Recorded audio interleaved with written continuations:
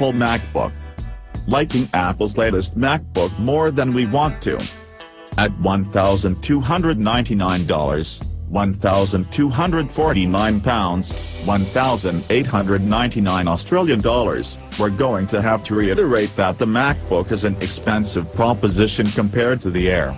That price fetches you everything found under our hot pink spec sheet, including a 7th generation Intel Core i3 processor. Yet, as we mentioned before, it's the same amount of money that could net you the recently discounted MacBook Pro.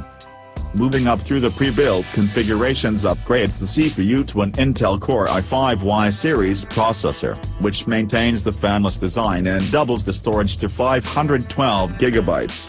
Sadly, this extra cash $1,599, £1,549, $2,349 doesn't get you the double RAM capacity, a marquee feature of this year's revision.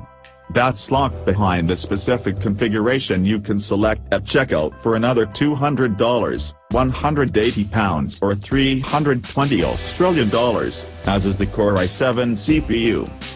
Frankly, not much of anything has changed about the look and feel of the 12-inch MacBook frame, which isn't entirely a bad thing.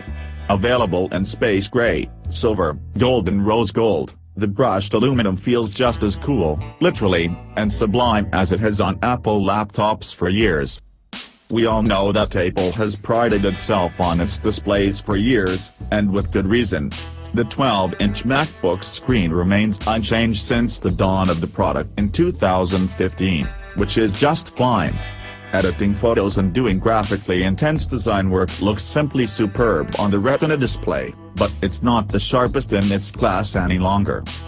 Also, the 16:10 aspect ratio is just off-kilter enough to be annoying sometimes, like when watching movies or editing images that are formatted to 16:9 in full-screen mode.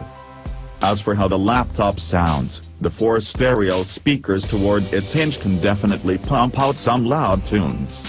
But, like all laptops with mirror millimeters to work with for audio chambers, the sound comes through tinny and thin, with some channels and songs just getting lost outright.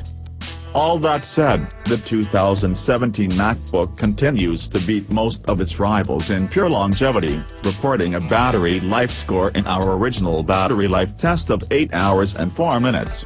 That's nearly a half hour longer than the Pixelbook and several hours longer than the Swift 7.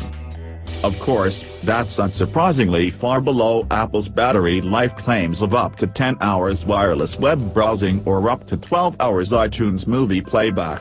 Regardless, it's well beyond what most Ultrabooks of this year have reported in our test, which sets screen brightness and audio volume to 50%, as well all other backlights and radios off save for Wi-Fi.